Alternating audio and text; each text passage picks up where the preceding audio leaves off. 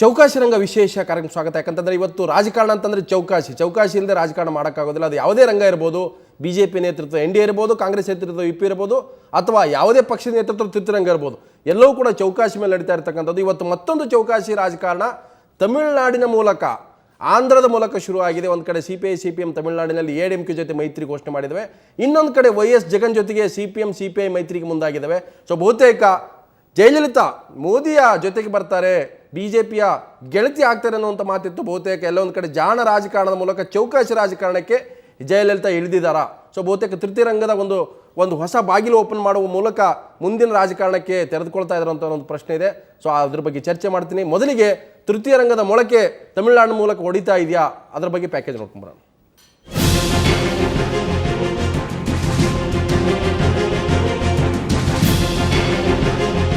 ರಾಷ್ಟ್ರ ರಾಜಕಾರಣದಲ್ಲಿ ಮತ್ತೆ ತೃತೀಯ ರಂಗದ ಗಾಳಿ ಬೀಸುತ್ತಿದೆ. ಲೋಕಸಭಾ ಚುನಾವಣೆಯ ಹಿನ್ನೆಲೆಯಲ್ಲಿ ತೃತೀಯ ರಂಗ ಸ್ಥಾಪನೆಗೆ ಮತ್ತೆ ಚಾಲನೆ ಸಿಕ್ಕಿದೆ. ಈಗಾಗಲೇ ಪ್ರಧಾನಿ ಗಾದಿಯ ಮೇಲೆ ಕಣ್ಣಿಟ್ಟಿರುವ ಜಯಲಲಿತಾ ನೇತೃತ್ವದ AIDMK ಮತ್ತಷ್ಟು ಬಲಗೊಳ್ಳುತ್ತಿದೆ. ನಿನ್ನೆಯಷ್ಟೇ ಎಡಪಕ್ಷ CPI ಜಯಾ ಜೊತೆ ಕೈಜೋಡಿಸಿತ್ತು. ಅದರ ಬೆನ್ನಲ್ಲೇ ಇದೀಗ ಜಯಲಲಿತಾಗೆ CPM ಕೂಡ ಬೆಂಬಲ ನೀಡಿದೆ. AIADMKಗೆ CPM ಬೆಂಬಲ. ಲೋಕಸಭಾ ಚುನಾವಣೆಗೆ ಸಿದ್ಧಗೊಳ್ಳುತ್ತಿರುವ AIADMK ಹಲವು ಪಕ್ಷಗಳಿಗೆ ಗಾಳ ಹಾಕ್ತಾ ಇದೆ. ಚೆನ್ನೈನಲ್ಲಿ AIADMK ಹಾಗೂ CPI ನಡುವೆ ನಡೆದ ಮಾತುಕತೆ ಬಳಿಕ ಈ ಘೋಷಣೆ ಹೊರಬಿದ್ದಿದೆ. ಸುದ್ದಿಗಾರರ ಜೊತೆ ಮಾತನಾಡಿದ ತಮಿಳುನಾಡು ಮುಖ್ಯಮಂತ್ರಿ ಜಯಲಲಿತಾ, ಅಣ್ಣಾ DMK ಹಾಗೂ CPM ಮೈತ್ರಿ ಯಶಸ್ವಿಯಾಗುವ ವಿಶ್ವಾಸ ವ್ಯಕ್ತಪಡಿಸಿದರು. ಆದರೆ ಈಗ ಸದ್ಯಕ್ಕೆ ಪ್ರಧಾನಿ ಅಭ್ಯರ್ಥಿ ಘೋಷಣೆ ಇಲ್ಲ ಎಂದು ಸ್ಪಷ್ಟಪಡಿಸಿದರು. To enter into an alliance to face the forthcoming Lok Sabha elections together. And we expect that this alliance will be very successful. The question of discussing and deciding who the next Prime Minister will arise only after the election results are out. ಬಳಿಕ ಮಾತನಾಡಿದ CPM ಪ್ರಧಾನ ಕಾರ್ಯದರ್ಶಿ ಪ್ರಕಾಶ್ ಕಾರಟ್, ಇದು ಲೋಕಸಭಾ ಚುನಾವಣೆಯ ಮೈತ್ರಿಯಷ್ಟೇ. ಲೋಕಸಭಾ ಚುನಾವಣೆ ಫಲಿತಾಂಶ ಬಂದ ಬಳಿಕವೇ ತೃತೀಯ ರಂಗದ ಕುರಿತು ತೀರ್ಮಾನ ಎಂದರು. As announced by Madam Jayalalitha, the All India Anna DMK and the Communist Party of India Marxist have agreed to work jointly and have an understanding for the forthcoming Lok Sabha elections. 2009ರ Lok Sabha ಚುನಾವಣೆಯಲ್ಲಿ UPA, DMK, INC, BCK ಮೈತ್ರಿ ಮಾಡಿಕೊಂಡು ಕಣಕ್ಕಿಳಿದಿದ್ದವು. ಒಟ್ಟು 27 ಕ್ಷೇತ್ರಗಳಲ್ಲಿ ಗೆಲುವು ಸಾಧಿಸಿದ್ದವು. ಇನ್ನು AIADMK, ADMK, CPI, CPM, PMK ಮೈತ್ರಿ 12 ಸ್ಥಾನಗಳನ್ನು ಗೆಲ್ಲಲು ಯಶಸ್ವಿಯಾಗಿತ್ತು. DMDK, BJP, IND ಯಾವುದೇ ಗೆಲುವು ಸಾಧಿಸಿರಲಿಲ್ಲ. ಈ ಬಾರಿಯ ಚುನಾವಣಾ ಪೂರ್ವ ಸಮೀಕ್ಷೆಗಳಲ್ಲಿ BJP ಮುಂಚೂಣಿಯಲ್ಲಿರುತ್ತೆ ಎಂದು ಹೇಳಲಾಗಿದ್ದರೂ ಯಾವ ಪಕ್ಷಕ್ಕೂ ಬಹುಮತ ಸಿಗುವ ಸಾಧ್ಯತೆ ಇಲ್ಲ ಎಂದೇ ಹೇಳಲಾಗ್ತಾ ಇದೆ. ಹಾಗಾಗಿಯೇ ಜಯಲಲಿತಾರನ್ನ ಸೆಳೆಯಲು BJP ಪ್ರಧಾನಿ ಅಭ್ಯರ್ಥಿ ನರೇಂದ್ರ ಮೋದಿ ಯತ್ನ ನಡೆಸಿದ್ದರು. ಹೈದರಾಬಾದ್ಗೆ ಬಂದ ವೇಳೆ ಜಯಲಲಿತಾ ತಮಿಳುನಾಡಿನಲ್ಲಿ ಮಾಡಿರುವ ಅಭಿವೃದ್ಧಿಯನ್ನ ಜನರ ಮುಂದಿಟ್ಟಿದ್ದರು. आंध्र के कांग्रेस के नेताओं को कहना चाहता हूं, अगर आपको गुजरात से नफरत है, गुजरात का नाम मत लो, लेकिन आपके पड़ोस में तमिलनाडु में डॉक्टर जयललिता जी की सरकार ने स्किल डेवलपमेंट के क्षेत्र में जो काम किया है, जरा उससे तो कुछ सीखो. ಆದರೆ ಜಯಲಲಿತಾ ಯಾಕೋ BJP ಜೊತೆ ಕೈ ಜೋಡಿಸಲು ಮನಸ್ಸು ಮಾಡ್ತಾ ಇಲ್ಲ. ತೃತೀಯ ರಂಗ ಕಟ್ಟಿ ಅಧಿಕಾರ ಗದ್ದುಗೆ ಏರುವ ಕನಸು ಕಾಣ್ತಾ ಇದ್ದಾರೆ. ಬ್ಯೂರೋ ರಿಪೋರ್ಟ್, ಸುವರ್ಣ ನ್ಯೂಸ್. ಎಸ್, ನಿಜಕ್ಕೂ ಕೂಡ ಚೌಕಾಶಿ ರಂಗ ರಚನೆ ಆಗ್ತಾ ಇದೆ. ಅದಕ್ಕೆ ಸ್ಪಷ್ಟವಾದಂಥ ಮುದ್ರೆ ಕೂಡ ಬಿದ್ದಿದೆ. ನಮ್ಮ ಜೊತೆ ಚರ್ಚೆಯನ್ನು ಮಾಡಲಿಕ್ಕೆ ನಮ್ಮ ಜೊತೆ ಸಾಮಾನ್ಯವಾಗಿ ಬರ್ತಕ್ಕಂಥ ಹಿರಿಯ ಪತ್ರಕರ್ತರು, ಪ್ಯಾನಲಿಸ್ಟು ಮತ್ತು ವಿಶ್ಲೇಷಕರಾದಂಥ ಶಶಿಧರ್ ಭಟ್ ಕಾರ್ಯಕ್ರಮ ಸ್ವಾಗತ. ಹಾಗೆಯೇ CPIನ ರಾಜ್ಯ ಪ್ರಧಾನ ಕಾರ್ಯದರ್ಶಿ PV ಲೋಕೇಶ್ ನಿಮಗೂ ಸ್ವಾಗತ. JDS ನಿರ್ಣಾಯಕರಂಥ ಮರಲಿಂಗೇಗೌಡರು ನಿಮಗೂ ಕೂಡ ಸ್ವಾಗತ. ಹಾಗೆಯೇ BJP ಶಾಸಕರಂಥ ಸತೀಶ್ ರೆಡ್ಡಿ ಇದ್ದಾರೆ, ಸತೀಶ್ ರೆಡ್ಡಿ ನಿಮಗೂ ಸ್ವಾಗತ. ನಿಮ್ಮನ್ನು ಕೇಳ್ತೀನಿ, ನೀವು ಜಯಲಲಿತಾನ ಭಾಳ ನಂಬ್ಕೊಂಡಿದ್ರಿ. ಬಹುತೇಕ ಜಯಲಲಿತಾ ಸರ್ಕಾರನೂ ಕೂಡ ನಿಮ್ಮ ನಾಯಕರಾದಂಥ ಮೋದಿ ಭಾಳ ಬಣ್ಣಿಸಿದ್ರು ಹೈದರಾಬಾದ್ ಸಭೆಯಲ್ಲಿ. ಇವತ್ತು ಜಯಲಲಿತಾ ನಿಮಗೆ ಒಂದು ರೀತಿ ದೂರದ ಬೆಟ್ಟ ಆಗ್ಬಿಡ್ರು. ಯಾಕಾಗ ಅನ್ಕೋತಾ ಇದ್ದೀರಾ ನೀವು? ಇನ್ನೂ ಚುನಾವಣೆ ಆಗಿ ಆಮೇಲೆ ಫಲಿತಾಂಶ ಬಂದಮೇಲೆ ಯಾರು ಈ ದೇಶದ ಪ್ರಧಾನಿ ಅಭ್ಯರ್ಥಿ ಅಂತ ನೋಡ್ಕೋತೀವಿ ಅಂತ ಆಯಮ್ಮನೇ ಹೇಳ್ತಾ ಇದ್ದಾರೆ. ಮೊದಲನೇದಾಗಿ ನಾನೇನು ಹೇಳೋದಕ್ಕೆ ಹೊರಟಿದ್ದೀನಿ ಅಂತ ಹೇಳಿದ್ರೆ, ನಾವು 272+ ಅಂತ ಈ ಸಾರಿ ನಾವು ಚುನಾವಣೆಗೆ ಹೊರಟಿರೋಂಥದ್ದು.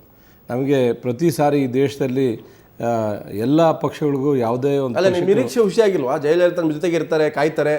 ಈ ರಾಮನಿಗಾಗಿ ಶಬರಿ ಕಾಯ್ತಾಳಲ್ಲ ಆ ಥರ ಜಯಲಲಿತಾ ಕಾಯ್ತಾರೆ ನೋಡೋಣ ಅಂತ ಇತ್ತು. ಮೊದಲು ನಮ್ಮ ಪ್ರಯತ್ನ ನಾವು 272ಕ್ಕೆ ಇರಬೇಕು, ಆಮೇಲೆ ಮಿಕ್ಕಿದವ್ರನ್ನ ಜೊತೆ ಕರ್ಕೊಂಡು ಹೋಗೋಂಥ ಪ್ರಯತ್ನವನ್ನು ಮಾಡಬೇಕಾಗ್ತದೆ. ನಮ್ಮ ಪ್ರಯತ್ನನೇ ನಾವು ಇನ್ನೂ ಬರೋದಿಲ್ಲ, ಅದಕ್ಕೆ ಎಲ್ಲರನ್ನೂ ನಾವು ಮೈತ್ರಿನೇ ನಂಬ್ಕೊಂಡಿರ್ತೀವಿ ಅಂತ ಹೇಳಿದ್ರೆ ಎಲ್ಲೋ ಒಂದು ಹತ್ರ ನಮ್ಗೆ ಅದು ಹಿನ್ನಡೆ ಆಗ್ತದೆ. ಆದ್ದರಿಂದ ನಾವು ಫಸ್ಟು 272+ ಆಗೋದಕ್ಕೆ ಪ್ರಯತ್ನವನ್ನು ನಾವು ಮಾಡ್ತೀವಿ. ಮತ್ತು ಜಯಲಲಿತಾ ಅವರ ಬಗ್ಗೆ ತಾವು ಇಂದಿನ ವಿಧಾನಸಭಾ ಚುನಾವಣೆಯಲ್ಲಿ ಅವರು ವಿಜಯಕಾಂತ್ ಅವ್ರ ಜೊತೆ ಅವ್ರ ಮೈತ್ರಿಯನ್ನು ಮಾಡ್ಕೊಂಡಿದ್ರು. ಸೊ ನೀವು ವಿಜಯಕಾಂತ್ ಜೊತೆ ನೀವು ಮೈತ್ರಿ ಮಾಡ್ಕೊಳ್ತಾ ಅಲ್ಲ ಅವ್ರು ವಿಜಯಕಾಂತ್ ಜೊತೆ ಮೈತ್ರಿ ಮಾಡಿಕೊಂಡು ಅವ್ರಿಗೆ ಪೂರ್ಣ ಬಹುಮತ ಬಂದಮೇಲೆ ಅವರು ಬಿಟ್ಟರು. ಅಂದರೆ ಯಾರ ಜೊತೆ ಮೈತ್ರಿ ಮಾಡ್ಕೋತಾರೆ ಅವ್ರ ಜೊತೆ ಇರಲ್ಲ. ನಾನು ಲೋಕೇಶ್ ಅವ್ರಿಗೆ ಕೇಳ್ತೀನಿ. ಲೋಕೇಶ್ ಅವರೇ, ಬಿಜೆಪಿಯ ನಂಬಿಕೆ ಈಗಲೂ ಏನಂತಂದ್ರೆ ಅದು ಕಮ್ಯುನಿಸ್ಟ್ ಪಾರ್ಟಿ ಜೊತೆ ಹೊಂದಾಣಿಕೆ ಮಾಡ್ಕೊಳ್ಳಿ, ಯಾರ ಜೊತೆ ಮಾಡಿದ್ರು ಕೂಡ ಇನ್ನೂ ಪ್ರಧಾನಮಂತ್ರಿ ಯಾರು ಅಂತ ಘೋಷಣೆ ಮಾಡಿಲ್ಲ. ಬಹುತೇಕ ಮುಂದಿನ ಹಂತದಲ್ಲಿ ಅವ್ರು ಹೇಳ್ತಾರೆ 272 ಬಿಜೆಪಿಗೆ ಬಂದರೆ ಅವಾಗ ಜಯಲಲಿತಾ ಕೂಡ ನಮ್ಮ ಜೊತೆಗೆ ಇರ್ತಾರೆ. ಈಗ ಮೈತ್ರಿ ಅನ್ನುವಂಥದ್ದು ಘೋಷಣೆ ಕಾಗದ ಮೇಲೆ ಅಷ್ಟೇ ಅದು, ಆದರೆ ಅದು ಜಾರಿಗೆ ಬರೋದಿಲ್ಲ. ಒಂದು ವೇಳೆ ಪ್ರಧಾನಿ ಯಾರ ಆಯ್ಕೆ ಅನ್ನೋ ಪ್ರಶ್ನೆ ಬಂದಾಗ ಮೋದಿ ಜೊತೆ ಬರ್ತಾರೆ ಜಯಲಲಿತಾ ಅಂತ ಹೇಳಿ. ಅಲ್ಲ, ಭಾಳ ಸ್ಪಷ್ಟವಾಗಿ ಈ ಮಾತುಕತೆ ನಡೆದಿದೆ. ಇವತ್ತಿನ ಪತ್ರಿಕೆಗಳು, ಮಾಧ್ಯಮಗಳಲ್ಲಿ ಎಲ್ಲದರಲ್ಲೂ ಕೂಡ ಈ ಬಗ್ಗೆ ವರದಿಯಾಗಿದೆ ಮತ್ತು ಸ್ಪಷ್ಟನೆ ಕೊಟ್ಟಿದ್ದಾರೆ. ಇದು 2014ರ ಲೋಕಸಭಾ ಚುನಾವಣೆಗೆ ಸ್ಥಾನ ಹೊಂದಾಣಿಕೆಗೆ ಸಂಬಂಧಪಟ್ಟಿರ್ತಕ್ಕಂಥ ಒಂದು ಮೈತ್ರಿ. ನಂಬರ್ 2, ಪ್ರಧಾನಮಂತ್ರಿ ಯಾರು ಇನ್ನೂ ತೀರ್ಮಾನ ಆಗಿಲ್ಲ. ಪ್ರಧಾನಮಂತ್ರಿ ಅಭ್ಯರ್ಥಿ ಅಂತಕ್ಕಂಥದ್ದು ಈಗ ನಮ್ಮ ಮುಂದೆ ಪ್ರಸ್ತುತ ಅಲ್ಲ. ಬಟ್ ನಿಮ್ಮ ನಾಯಕರಾದಂಥ ಬರ್ಧನ್ ಹೇಳಿದ್ದಾರೆ, ಇಲ್ಲ ಬರ್ಧನ್ ಅವಕಾಶಗಳು ಜಯಲಲಿತಾಗಿದೆ ಅಂತ ಹೇಳಿ. ಅವ್ರು ಭಾಳ ಕೂತ್ಕೊಂಡು ದಿಲ್ಲಿಯ ಪ್ರಧಾನಮಂತ್ರಿ ನೀವೇ ತೀರ್ಮಾನ ಮಾಡ್ತಾ ಇದ್ರಿ. ಇಲ್ಲ ಹುಗಾರ್ ಅವರೇ, ಅವ್ರು ಭಾಳ ಸ್ಪಷ್ಟವಾಗಿ ಹೇಳಿದ್ದಾರೆ. ಏನು ಅಂತಂದರೆ ಅವ್ರ ಮುಂದೆ ಒಂದು ಪ್ರಶ್ನೆ ಇಟ್ಟಾಗ ಪ್ರಧಾನಮಂತ್ರಿ ಜಯಲಲಿತಾ ಆಗ್ಬೋದೇ, ಅವರು ಹಿ ವಾಸ್ ಟಾಕಿಂಗ್ ಇನ್ ಚೆನ್ನೈ. ತಮಿಳುನಾಡಲ್ಲಿ 39 MP ಮಾತ್ರ ಇರೋದು, 39 ಅಷ್ಟೇ. ಅವ್ರು ಏನು ಹೇಳಿದ್ದಾರೆ ಅಂತಂದರೆ, ಚುನಾವಣಾ ಫಲಿತಾಂಶ ಪ್ರಕಟವಾದ ನಂತರ ಎಲ್ಲ ಸಾಧ್ಯತೆಗಳ ಅವಕಾಶದ ಬಾಗಿಲು ಓಪನ್ ಆಗಿರ್ತದೆ, ಅದರಲ್ಲಿ ಜಯಲಲಿತಾರ್ದು ಸೇರಿದಾಗಿರ್ಬೋದು, ಆ ಅರ್ಥದಲ್ಲಿ ಹೇಳಿದ್ದಾರೆ. ಜಯಲಲಿತಾ ಯಾರ ಕನಸನ್ನ ಭಗ್ನ ಮಾಡಕ್ಕೆ ಹೊರಟಿದೆ ಅಂತ ಗೊತ್ತಾಗ್ತಲ್ಲ. ಅಂದರೆ ನಮಗೆ ಭಾಳ ಸ್ಪಷ್ಟವಾಗಿದೆ ಯಾರು ಕನಸನ್ನು ಭಗ್ನ ಮಾಡೋದಲ್ಲ. ನಮ್ಮ ಸ್ಪಷ್ಟವಾದ ಕಾರ್ಯಕ್ರಮ NDA ಮತ್ತು UPA ಈ ಎರಡೂ ಮೈತ್ರಿಕೂಟಗಳನ್ನು ಅಧಿಕಾರದಿಂದ ಹೊರಗಿಡಬೇಕು ಅಂತಕ್ಕಂಥದ್ದು ಭಾಳ ಗಂಟಾಘೋಷವಾಗಿ. ನೀವು ಕೂಡ ತೃತೀಯ ರಂಗದ ಭಾಗವೇ. ನಿಮ್ಮ ನಾಯಕರು ಕೂಡ ಇವತ್ತು ದೆಹಲಿಯಲ್ಲಿ ನಿತೀಶ್ ಕುಮಾರ್ ಇರ್ಬೋದು, ಬೇರೆ ಬೇರೆ ನಾಯಕರ ಜೊತೆ ಮಾತುಕತೆ ನಡೆಸಿದ್ದಾರೆ. ಅವರು ಕೂಡ ಹೇಳಿದ್ದಾರೆ. ಹಾಗಾದರೆ ತಮಿಳುನಾಡಿನಲ್ಲಿ ನಡೆದಂಥ ಮೈತ್ರಿಯನ್ನು ತಾವು ಸ್ವಾಗತ ಮಾಡ್ತೀರಾ? ಖಂಡಿತ ಸ್ವಾಗತ ಮಾಡ್ತೀವಿ, ಅದರಲ್ಲಿ ಎರಡು ಮಾತಿಲ್ಲ. ಯಾಕೆ ಅಂತ ಹೇಳಿದ್ರೆ, ನಮ್ಮ ನಾಯಕರು ಈಗೊಂದು 6-7 ತಿಂಗಳಿಂದನೇ ಹೇಳಿದರು ತೃತೀಯ ರಂಗಕ್ಕೆ ಒಂದು ಚಾಲನೆ ಕೊಡಬೇಕಾಗ್ತದೆ. ನಾವು ಇವತ್ತು BJP ಜೊತೆಗಾಗಲಿ ಕಾಂಗ್ರೆಸ್ ಜೊತೆಗಾಗಲಿ ನಾವು ಭಾಳ ಅಂತರವನ್ನು ಕಾಯ್ಕೊಂಡಿದ್ದೀವಿ ಅಂತೇಳಿ. ನಿಮ್ಮ ಈ ಡಿಸ್ಕಷನಲ್ಲೇ ನಾನು ಎಷ್ಟೋ ಸಾರಿ ಹೇಳಿದೆ, ನಮ್ಗೆ ಅವ್ರ ಜೊತೆನೂ ಸೇರಲ್ಲ, ನಾವು ಇವ್ರ ಜೊತೆನೂ ಸೇರಲ್ಲ, ನಾವು ಒಂದು ಅಂತರವನ್ನು. ಯಾರ ಜೊತೆ ಬರೀ ಸೇರ್ಬೋದಲ್ಲ ನೀವು? ಈಗ ನಿಮ್ಮ ಜೊತೆಗೆ ಇರ್ತಕ್ಕಂಥ ಎಲ್ಲರ ಜೊತೆ ಸೇರಿದವ್ರೆ. ನಿನ್ನೆ CPM ದವರು ನಾವು TDP ಜೊತೆ ನಮ್ಗೆ ಆಗಲ್ಲ ಅಂತ ಹೊರಗೆ ಬಂದರು. TDP BJP ಜೊತೆ ಹೋಗಿದ್ರು, ಕಾಂಗ್ರೆಸ್ ಜೊತೆಗೆ ಹೋಗಿದ್ರು. ಇಲ್ಲ ಹೋಗಾರ್ಜಿ, ಒಂದೇನಾಗ್ತದೆ ಅಂತ ಜಯಲಲಿತಾ ಕಾಂಗ್ರೆಸ್ ಜೊತೆಗೆ ಇದ್ರು, BJP ಒಂದು ತಮಗೆ ಹೇಳ್ತೀನಿ. ಇವಾಗ ನಮಗೆ ಲೋಕೇಶ್ ಅವರು ಹೇಳಿದ್ದನ್ನು ಒಂದು ಮಾತನ್ನು ಹೇಳಬೇಕಾಗ್ತದೆ. ಏನಪ್ಪ ಅಂತಂತ ಹೇಳಿದ್ರೆ, ಲೋಕೇಶ್ ಅವರು ಪಾರ್ಲಿಮೆಂಟ್ ಎಲೆಕ್ಷನ್ವರೆಗೂ ಹೀಗೆ ಹೇಳ್ತಾರೆ CPMನವರು. ಕೊನೆಯಲ್ಲಿ ಇಲ್ಲೋ ಒಂದು ಘಟ್ಟದಲ್ಲಿ ಅವ್ರೇನು ಮಾಡ್ತಾರೆ ಅಂದರೆ UPAಗೆ ಸಪೋರ್ಟ್ ಮಾಡಿಬಿಡ್ತಾರೆ. ಸರ್ಕಾರ ಬಿದ್ದೋಗ್ತದೆ ಅಂತ ಹೇಳಿದಾಗ ಇವರು ಎಷ್ಟೋ ಸಾರಿ ಸರ್ಕಾರ ಈಗ UPA ಘಟಕ ಪಕ್ಷ, ನೀವು ನಿಜಕ್ಕೂ ನೀವು ತೃತೀಯ ರಂಗ ಅಂತ ಹೇಳಕ್ಕೆ ಯಾವ ನೈತಿಕತೆ ಇಲ್ಲ. ನಿಮ್ಮ ಪಕ್ಷದ ರಾಷ್ಟ್ರೀಯ ಅಧ್ಯಕ್ಷರಾದಂಥ ದೇವೇಗೌಡರು, ಕುಮಾರಸ್ವಾಮಿ ಕೂಡ UPAನ ಭಾಗವಾಗಿದ್ದೀರಿ. ಈಗಲೂ ಕೂಡ UPA ನೀವು UPA ಹೊರಗೆ ಬಂದೇ ಇಲ್ಲ. ಅಲ್ಲ, ಇದು ಯಾಕೆ ಅಂತ ಹೇಳಿ UPA ಭಾಗ ಅಂದ್ರೆ ಒಂದು ನಿಮಿಷ, ಈಗ ನಡೀತಾ ಇರ್ತಾರೆ ಈಗ ನಡೀತಾ ಇರ್ತಕ್ಕಂಥ ಒಂದು ಇದರಲ್ಲಿ ಸರ್ಕಾರವನ್ನ ನಮ್ಮ 3 ಜನದ ನಂಬಿಕೊಂಡು ನಮ್ಮಲ್ಲಿದ್ದು 3 ಪಾರ್ಲಿಮೆಂಟ್ ಮೆಂಬರ್ಸು, ಆ 3 ಜನ ನಂಬಿಕೊಂಡು ಏನು ಅವ್ರು ಇದು ಮಾಡಲಿಲ್ಲ. ಒಂದು ದೇವೇಗೌಡರು ನಾಳೆ ಒಂದು ಪತ್ರ ಕೊಡ್ಲಿ, ನಾವು UPA ಸರ್ಕಾರಕ್ಕೆ ಬೆಂಬಲ ನೀಡಿದ್ರೆ ಹೊರಗೆ ಬರ್ತೀವಿ ಅಂತ ಎಲ್ಲಿ ಹೇಳಿದ್ರಿ ನೀವು? ಯಾವ್ದನ್ನ? ನೀವು ಈಗಲೂ ಕೂಡ UPAನ ಭಾಗವಾಗಿದ್ದೀರಿ. ಇವಾಗ ನಾವೇ ಇದನ್ನ ಆಕ್ಚುಲಿ ನಿಮ್ಗೆ ಹೇಳ್ಬೇಕು ಅಂದ್ರೆ 6 ತಿಂಗಳಿಂದ ಇದನ್ನ ಸಂಘಟನೆ ಮಾಡಿದವ್ರೆ ನಾವು. ಮೊನ್ನೆ ಏನಾಗಿದೆ ಅಂತ ಹೇಳಿದ್ರೆ ಜಯಲಲಿತಾ ಅವರು ಇದಕ್ಕೆ ಈಗ CPM ಜಯಲಲಿತಾ ಅವರು ಮಾತಾಡಿದ್ದಾರೆ. ಇದಕ್ಕೆ ಮೊದಲು 6 ತಿಂಗಳಿಂದ ನಾವೇನು ಹೇಳಿದ್ದೀವಿ ಅಂತಂದ್ರೆ ತೃತೀಯ ರಂಗವನ್ನು ನಾವು ಹುಟ್ಟಾಕ್ತೀವಿ, ತೃತೀಯ ರಂಗನೇ ನೆಕ್ಸ್ಟ್ ಅಧಿಕಾರಕ್ಕೆ ಬರೋದು ಅನ್ನೋ ಹೇಳೋ ಮಟ್ಟಿಗೆ ನಾವು ಹೋಗಿದ್ದೀವಿ. ಅದಕ್ಕಾಗುತ್ತೆ ನಿಮ್ಗೆ. ಈಗ ಸರ್ಕಾರ ಇದೆ, ನಾವು ಸುಮ್ಮನಿದ್ದೀವಿ ಅಷ್ಟೇ. JDSನವರು ಪಾರ್ಲಿಮೆಂಟ್ನಲ್ಲಿ ಫಾರ್ ದಟ್ ಮ್ಯಾಟರ್ ನೀವು ಹೇಳಿದ ಹಾಗೆ ಇಶ್ಯೂ ಬೇಸ್ಡ್ ಆಗಿ UPAಗೆ ಎಕನಾಮಿಕ್ ಪಾಲಿಸೀಸ್ ಬಂದಾಗ ಇದು ಸರ್ಕಾರ ಇದೆ. ಲೆಫ್ಟ್ ಪಾರ್ಟಿಗಳು ಒಂದು ಸ್ಟ್ಯಾಂಡ್ ತಗೊಂಡ್ರೆ ಮೂರು ಜನರನ್ನ ಬೇಷರತ್ತಾಗಿ ಬೆಂಬಲ ಇವರು ಕೊಟ್ಟಿದ್ದಾರೆ. ಆಲ್ರೆಡಿ ಬೆಂಬಲ ಕೊಟ್ಟಿದ್ದಾರೆ. ನಮಗೇನಿದಿಲ್ಲ. ಬಟ್ ಕುಮಾರಸ್ವಾಮಿ ಕದ್ದು ಮುಚ್ಚಿ ಕಾರಲ್ಲಿ ಹೋದ್ರು ಅವತ್ತು. ಸರ್, ಬೇಷರತ್ ತಪ್ಪು ಮಾಹಿತಿ ಕೊಡ್ಬೇಡಿ ಇಲ್ಲ, ಇಲ್ಲ, ಸರ್. ತಪ್ಪು ಮಾಹಿತಿ ಇಲ್ಲ. 100% ಅವರಿಗೆ UPA ಸಪೋರ್ಟ್ ಅನ್ನ ಕೊಟ್ಟಿದ್ದಾರೆ. ಹೌದು. ಅನ್ಕಂಡೀಷನಲ್ ಆಗಿ ಕೊಟ್ಟಿರುವಂತದ್ದು ಇದು. ಈಗ ಯಾಕೆ ಎಸ್, ನಾನು ಒಂದು ನಿಮಿಷ ಗೌಡ್ರೆ, ಶಶಿಧರ್ ಭಟ್ರೆ, ತೃತೀಯ ರಂಗದ ಬಗ್ಗೆ ಇನ್ನೂ ಕೂಡ ಆ ಸ್ಪಷ್ಟತೆ ಇಲ್ಲ. ಈಗ ಕೂಸು ಹುಟ್ಟೋ ಮೊದಲೇ ಕುಲಾಯಿ ಹೊಲಿಯ ಕೆಲವರು ರೆಡಿ ಆಗ್ತಾ ಇದ್ದಾರೆ. ಅದ್ರ ಬಗ್ಗೆ ಇನ್ನೂ ಅದು ಹುಟ್ಟೇ ಇಲ್ಲ, ಅದು ಹುಟ್ಟಬೇಕು, ಹುಟ್ಟಕ್ಕೆ ಪ್ರಯತ್ನ ನಡೀತಾ ಇದೆ. ಆದರೆ ತಮಿಳುನಾಡಿನ ಮೂಲಕ ಬಹುತೇಕ ತಮಿಳುನಾಡಿನ ದ್ರಾವಿಡ ಪಾಲಿಟಿಕ್ಸ್ ಇದೆಯಲ್ಲ, anti Congress anti BJP politics ಅಲ್ಲಿ ಮೂಲಭೂತ ತಾತ್ವಿಕ ನೋಡೋದಾದ್ರೆ ಫೆಡರಲ್ ಸಿಸ್ಟಮ್ ಅಲ್ಲಿ ಅದರದೇ ಆದಂಥ ದೇಶ ಅಂತ ಕನ್ಸಿಡರ್ ಮಾಡುತ್ತೆ ತಮಿಳುನಾಡು ದೇಶ ಅಂತಲೇ ಕನ್ಸಿಡರ್ ಮಾಡುತ್ತೆ. ಅಲ್ಲೂ ಕೂಡ ಇವತ್ತು ಚೌಕಾಶಿ ರಾಜಕಾರಣ. ಒಂದು ಕಡೆ DMK ಜೊತೆಗೆ ಲೆಫ್ಟ್ ಪಾರ್ಟಿಗಳು ಇರ್ತವೆ ಲಾಸ್ಟ್ ಟೈಮು, ಈಗ ಮತ್ತೆ AIDMK, ಇನ್ನೊಂದ್ಸಲ ಮತ್ತೆ DMK ಜೊತೆ ಹೋಗ್ತಾರೆ. ಚೌಕಾಶಿ ರಾಜಕಾರಣ ಅಂತಂದ್ರೆ ಯಾರ್ದೋ ಕನಸನ್ನ ಭಗ್ನ ಮಾಡುವಂಥದ್ದು, ಬಹುತೇಕ ಮೋದಿದೋ ಅಥವಾ ಇನ್ಯಾರ್ದೋ ಮಾಡಕ್ಕೆ ಹೊರಟಿದ್ದಾರೆ ಇವರು. ಒಂದು 2014ರ ಈ ಚುನಾವಣೆ ಏನಿದೆ, ಈ ಚುನಾವಣೆಯಲ್ಲಿ ಈ ಎಡಪಕ್ಷಗಳು ಮತ್ತು ಕಾಂಗ್ರೆಸ್ ಮತ್ತು BJPಯನ್ನು ವಿರೋಧಿಸುವಂಥ ಒಂದು ಶಕ್ತಿಗಳು ಏನಿವೆ ಅವರನ್ನು ಒಗ್ಗೂಡಿಸುವ ಒಂದು ಯತ್ನ ಕಳೆದ 6-8 ತಿಂಗಳಿಂದ ಭಾಳ ಗಂಭೀರವಾಗಿ ನಡೀತಾ ಇತ್ತು. ಸೊ ಇದ್ರ ಪರಿಣಾಮ ಏನು, ಇದು ಬಹಳ ಮಹತ್ವದ್ದು ಅಂತ ನಾನು ಅಂದ್ಕೊಂಡಿದ್ದೇನೆ. ಸೊ ನೀವು ಎಡಪಕ್ಷಗಳು ಈಗ ಇವರ ಜೊತೆ ಸೇರಿರುವ ಪಕ್ಷಗಳು, ಸೇರಬಹುದಾದ ಬಿಜು ಜನತಾದಳದಂಥ ಪಕ್ಷಗಳು ಎಲ್ಲ ಸೇರಿದರೆ if they crossed 50 or 60 seats, ಆವಾಗ ಇಡೀ ಚುನಾವಣೋತ್ತರದ ರಾಜಕೀಯ ಚೌಕಾಶಿ ರಾಜಕಾರಣ, ಬಾರ್ಗೇನಿಂಗ್ ಪಾಲಿಟಿಕ್ಸ್ ಅಂತ ಹೇಳ್ತಾರೆ. ಇನ್ನೇನು ಹೇಳ್ತೀನಿ ಕೇಳಿ. ಇದರ ಬಹುಮುಖ್ಯವಾದ ಹೊಡೆತ ಬೀಳೋದು ಸತೀಶ್ ರೆಡ್ಡಿ ಅವರ BJPಗೆ. ಯಾಕೆಂದ್ರೆ ಸೊ ನಾನು ಹೇಳ್ತೀನಿ, ಕಾಂಗ್ರೆಸ್ ಪಕ್ಷ ಏನಿದೆ, ಕಾಂಗ್ರೆಸ್ಗೆ ಇಂಡೈರೆಕ್ಟ್ಲಿ ಇದರಿಂದ ಲಾಭ ಆಗುವ ಎಲ್ಲ ಸಾಧ್ಯತೆ ಇದೆ. ಎಸ್, ಅದಕ್ಕೆ ಅನಂತ್ ಕುಮಾರ್ ಹೇಳಿದ್ದು ಇವತ್ತು ಇದು ಥರ್ಡ್ ಫ್ರಂಟ್ ಅನ್ನುವಂಥದ್ದು ಕಾಂಗ್ರೆಸ್ನ ಮುಂದುವರೆದ ಭಾಗ. ಕಾಂಗ್ರೆಸ್ಗೆ ಪರೋಕ್ಷವಾಗಿ ವೋಟ್ ಹಾಕಿದಂಗೆ. ಅದರಿಂದ BJP ಅವರಿಗೆ ಫ್ರಸ್ಟ್ರೇಷನ್ ಆಗ್ತದೆ. ಯಾಕೆಂದ್ರೆ ಚುನಾವಣೆಯ ನಂತರ ಈ ಥರ್ಡ್ ಫ್ರಂಟ್ ಏನಿದ್ದಾರೆ ಅಂದ್ರೆ, ಇವರು 50-60 ಬಂದ್ರೆ ಹಿಂದೂ ದೇವೇಗೌಡರನ್ನ ಪ್ರೈಮ್ ಮಿನಿಸ್ಟರ್ ಮಾಡಿದಾರಲ್ಲ, ಕಾಂಗ್ರೆಸ್ ಆ ರೀತಿಯ ರಾಜಕಾರಣಕ್ಕೆ ಕೈ ಹಾಕತ್ತೆ, ಅದು ಕಾಂಗ್ರೆಸ್ ಬಿಡಲ್ಲ. ಸೊ ಇವರು ಇನ್ನೂ ಜಾಸ್ತಿ ಬಂದ್ರೆ ಆವಾಗ ಇವರು ಕಾಂಗ್ರೆಸ್ ಬೆಂಬಲ ಕೊಡಬೇಕು, ಕಾಂಗ್ರೆಸ್ಗೆ ಬೆಂಬಲ ಕೊಡಬೇಕು ಅನ್ನೋ ಒಂದು ಹೊಸ ರಾಜಕಾರಣ ಶುರುವಾಗುತ್ತೆ. ಆದರೆ ನಾನು still what I believe, Indian ಡೆಮೋಕ್ರಸಿಯಲ್ಲಿ ಕಾಂಗ್ರೆಸ್ ಮತ್ತು BJPಯನ್ನು ವಿರೋಧಿಸುವವರಿಗೆ ಮತ ಹಾಕೋದಕ್ಕೆ ಒಂದು ವೇದಿಕೆ. ಲೋಕೇಶ್, ನಿಮ್ಮನ್ನು ಕೇಳ್ತೀನಿ, ಕಾಂಗ್ರೆಸ್ BJPಯನ್ನ ಸಮಾನ ಶತ್ರುಗಳು ಅಂತ ಭಾವಿಸ್ತೀರಿ ಅನ್ನೋದೇ ಆದರೆ, ಸೊ ಕಾಂಗ್ರೆಸ್ ಒಂದು ವೇಳೆ ನಿಮ್ಗೆ ಬೆಂಬಲ ಕೊಟ್ಟರೆ ಅದನ್ನ ತಗೊಳ್ತೀರಾ, ತಗೊಳ್ಳಲ್ಲ? ಸರ್, ಈಗ ಪ್ರಶ್ನೆನೇ ಪ್ರಶ್ನೆ ಅಲ್ಲ. ಆಗಿದೆಯಲ್ಲ ಇತಿಹಾಸದಲ್ಲಿ, ನೀವು ಇಲ್ಲಿ ಮೊದಲೇ ನಮ್ಮ ಮುಂದೆ ಎಸ್ ಈಗಿರ್ತಕ್ಕಂಥದ್ರಲ್ಲಿ BJP ಅನಂತ್ ಕುಮಾರ್ ಅವರು ಏನೋ ಕೋಟ್ ಮಾಡಿದ ಅವ್ರ ಹೇಳಿಕೆಯನ್ನು ನೀವು ಉದಾಹರಣೆಯಾಗಿ ತಗೊಳ್ರಿ. ಈಗ ಅವ್ರು ಹೇಳ್ತಾ ಇದ್ದಾರೆ ಥರ್ಡ್ ಫ್ರಂಟ್ ಬರ್ತದೆ ಅಂದರೆ ಕಾಂಗ್ರೆಸ್ಸಿಗೆ ಅವಕಾಶ ಕೊಟ್ಟಂಗೆ ಅಂತ ಹೇಳ್ತಿದ್ದಾರೆ ಅಂತ. ನಾನು ಕೇಳ್ತೀನಿ, BJP 272+ ಅಂತ ಏನು ಹೇಳ್ತಿದ್ದಾರೆ, ಅದು ಸಕ್ಸೀಡ್ ಆದರೆ ಕಾಂಗ್ರೆಸ್ಸಿನ ಆರ್ಥಿಕ ನೀತಿಗಳ ಮತ್ತೆ ಜಾರಿಗೆ ಬರೋಕ್ಕೆ ಅದು ಹಾಗೆ ಆಗ್ತದೆ. ಆರ್ಥಿಕ ನೀತಿಯಲ್ಲಿ BJP ಕಾಂಗ್ರೆಸ್ಗೆ ಯಾವುದೇ ರೀತಿಯಾದ ವ್ಯತ್ಯಾಸ ಇಲ್ಲ. ಭ್ರಷ್ಟಾಚಾರದಲ್ಲಿ ಕೊಟ್ಟಿದ್ದಿರ್ತಾನೆ.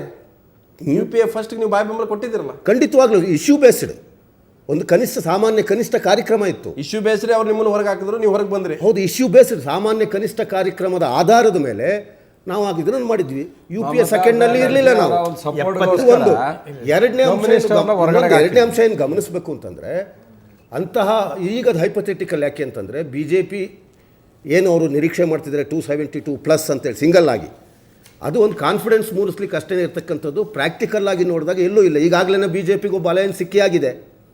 ನಿಮ್ಮ ಫಾರ್ ದಟ್ ಮ್ಯಾಟರ್ ಈಗ ಸಿಕ್ಕಿಯಾಗಿದೆ. ಈಗ ಅವ್ರು ಹೇಳ್ತಿದ್ದಾರೆ ವೈಕೋ ಹಳೆ ಏನಿದ್ರು ಲೋಕೆ ಬಹಳ ಸರಳವಾದ್ದು ಅಂದರೆ ಇಲ್ಲಿ ಸರ ಒಂದು ಅವ್ರು ಕ್ಲೇಮ್ ಮಾಡ್ಕೊಳ್ಳಿ 272 180 ಬರಲಿ ಫಸ್ಟ್. ಅವರು 183 is the highest performance. Political parties on confidence, they are working for that number. No, ಇಡೀ ಈ ರಾಜಕಾರಣದ ಏನು ಅಂದ್ರೆ ಕಾಂಗ್ರೆಸ್ 100 and odd ಜನಗಳು ಅದಕ್ಕೆ ಮೇಲೆ ಹೋಗಲ್ಲ ಸರ್. ಅದಕ್ಕೆ ಕಾಂಗ್ರೆಸ್ 40 ಸೀಟ್ ಇರೋ ಒಂದು ಸ್ಟೇಟ್ ಅವರೇ ಪ್ರಧಾನಮಂತ್ರಿ ಆಗಬೇಕು ಅಂತ ಹೊರಟಾಗ BJP ಹಿಡಿತದಲ್ಲಿ ಎಷ್ಟು ಸ್ಟೇಟ್ ಗೌರ್ಮೆಂಟ್ಸ್ ಇದೆ ಅಂತ ತಮಗೂ ಗೊತ್ತಿದೆ. ಮತ್ತೆ ದೇಶದ ಜನ ಎದುರು ನೋಡ್ತಾ ಇದ್ದಾರೆ. ಒಂದು ಒಳ್ಳೆ ಸತೀಶ್ ರೆಡ್ಡಿ ಅವರೇ ಆರಂಭದಲ್ಲಿ ಹೇಳಿದ್ರೆ ಜಯಲಲಿತಾ ಆಪ್ಟಿಮಿಸ್ಟಿಕ್ ಪಾಲಿಟಿಷಿಯನ್ ಅವರು. ಆದರೆ ಒಂದು ನಿಮಗೆ ಯಾವತ್ತೂ ಕೂಡ ವಿಶ್ವಾಸಾರ್ಹ ನಾಯಕಿಯಾಗಿ ಉಳಿದಿಲ್ಲ ನಿಮ್ಮ ಸರ್ಕಾರ. 13 ತಿಂಗಳು ವಾಜಪೇಯಿ ಸರ್ಕಾರವನ್ನ ವಾಪಸ್ ಬೆಂಬಲ ತೆಗೆದುಕೊಂಡು 1 ಮತದಿಂದ ಸರ್ಕಾರ ಬಿದ್ದಿದ್ದು ಜಯಲಲಿತಾ ಅವರಿಂದಲೇ. ಹೇಗೆ ನಾವಂತೂ ಯಾರ ಮೇಲೆ ಬೇಸ್ ಆಗಿಲ್ಲ. ಈಗ ನಾವು ಮೊದಲು ಟಾರ್ಗೆಟ್ ಮಾಡ್ತಾ ಇರೋಂಥದ್ದು ಎಲ್ಲ ರಾಜ್ಯಗಳಲ್ಲಿ ಮೋದಿ ನಮ್ಮ ಯಾಕೆ ಪಕ್ಷ ಹೋದ್ರು ಹೈದರಾಬಾದ್ ಬಂದಾಗ? ಗಟ್ಟಿ ಆಗ್ಬೇಕು ಅಂತ. ಎಷ್ಟು ಒಂದು ನಿಮಿಷ. ರಾಜ್ಯದಲ್ಲಿದೆ ಸರ್? ಒಂದು ನಿಮಿಷ. ಹೋದ್ರು? ನಾನು ಪ್ರಾಮಾಣಿಕವಾಗಿ ಮಾತಾಡ್ತಾ ಎಷ್ಟು ಇದ್ದೀನಿ ರಾಜ್ಯಗಳಲ್ಲಿದೆ? ಸರ್. ಹಿಂದೇನು ಅಷ್ಟೇ ಇದೇ ತೃತೀಯ ರಂಗ ನಮ್ಮ ದಾಬಸ್ಪೇಟೆ ಎಲ್ಲ ಒಂದು ಮಾಡಿದ್ರು. ಸಮಾವೇಶ ಮಾಡಿ ಎಲ್ಲರನ್ನ ಒಟ್ಟಿಗೆ ಮಾಡಿದಂಥದ್ದು ನಾವು ನೋಡಿದ್ದೀವಿ. ಕೊನೆಗೂ ಕಾಂಗ್ರೆಸ್ಗೆ ಅವರು ಸಹಕಾರ ಮಾಡಿದ್ದು ನಾವೆಲ್ಲ ಕಂಡಲ್ಲಿ ನೋಡಿದ್ದೀವಿ. ಮುಂದಿನ ದಿನಗಳಲ್ಲೂ ಅಷ್ಟೇ ಅದನ್ನೇ ಅನಂತಕುಮಾರ್ ಅವ್ರು ಹೇಳಿರೋಂಥದ್ದು. ಈ ಕಾಂಗ್ರೆಸ್ ಮತ್ತು ಈ ತೃತೀಯ ರಂಗ ಅಂತ ಏನು ಹೇಳ್ಕೊತಾರೆ, ಇವರೆಲ್ಲರೂ ಒಟ್ಟಾಗ್ತಾರೆ ಮತ್ತೆ ಅಂತ. ಈ ದೇಶದಲ್ಲಿ ಒಂದು ಪಕ್ಷ ಬರಬೇಕು, ಅದು ಯಾವುದೇ ಪಕ್ಷ ಇರಲಿ, ಒಂದು ಪಕ್ಷ ಬಂದಾಗ ಮಾತ್ರ ಪಕ್ಷ ಬಂದ ಏನಾದ್ರು ರಂಗ ಮಾಡ್ಲಿಕ್ಕೆ ಬರುತ್ತೆ. ಈ ಸಾಧ್ಯ ಪ್ರಶ್ನೆ ಇರೋದು ಆಗುತ್ತೆ. ರಂಗದ ಬಗ್ಗೆ, ಪ್ರಶ್ನೆ ಇರೋದು ಬಿಜೆಪಿ ಕಾಂಗ್ರೆಸ್ ಅಥವಾ ಇನ್ನೊಂದಲ್ಲ, ಯಾವ ರಂಗ ಅನ್ನೋದ್ ಬಗ್ಗೆ. ಈ ರಂಗದ ಚೌಕಾಶಿ ಶುರು ಈಗ ಆಗಿದೆ. ಏನಾಗಿದೆ ಸರ್, ಈಗ ಕಾಂಗ್ರೆಸ್ ಮೊದಲೇನೋ ಒಂದು 150 160 ಬಂದಿತ್ತು. ಈ ಸಾರಿ ಅವರು ಒಂದು 70-80ಕ್ಕೆ ಕುಸಿತ ಆಗುತ್ತೆ ಅಂತ ಈಗಾಗಲೇ ಎಲ್ಲ ಟಿ ವಿ ವಾಹಿನಿಗಳಲ್ಲೂ ಬರ್ತಾ ಇದೆ ಸಮೀಕ್ಷೆಗಳಲ್ಲಿ. ಆದ್ದರಿಂದ ಈ ಸಾರಿ ಈ ತೃತೀಯ ರಂಗದವರು ಒಂದಷ್ಟು ಜನ ನಮ್ಮ ತತ್ವಗಳನ್ನು ಒಪ್ಕೊಳ್ಳೋಂಥವ್ರು ಬರ್ಬೋದು ನಾಳೆ ಬೆಳಗ್ಗೆ. ಅದರಲ್ಲೇನು ಯಾರು ಬರೋದೇ ಇಲ್ಲ, ಯಾರು ಇದು ಇಲ್ಲ ಅಂತ ಯಾರಿಗೂ ಅಗ್ರಿಮೆಂಟ್ ಮಾಡಿಕೊಟ್ಟಿಲ್ಲ. ಈಗಲೇ ಮುಂದಿನ ದಿನಗಳಲ್ಲಿ ಆ ಒಂದು ವ್ಯಕ್ತಿ ಆಧಾರದ ಮೇಲೆ ನಂಬಿಕೆ ಮೇಲೆ ಬರ್ಬೋದು. ಚೌಕಾಶಿ ಅಂದ್ರಲ್ಲ ನೀವು. ಆದ್ರೆ ಚೌಕಾಶಿ, ನಮ್ಮ what have you ಗುರಿ do, ರೆಡ್ಡಿ ಅವರೇ? ವೆರಿ ಕ್ಲಿಯರ್ ಆಗಿ ನಮ್ಮ ರೆಡ್ಡಿಜಿ. ಗುರಿ ನಾವು ಬಿಜೆಪಿನೇ 272 ಬರಬೇಕು ಅಂತ ಒಂದು ಪ್ರಾಮಾಣಿಕ ಪ್ರಯತ್ನ.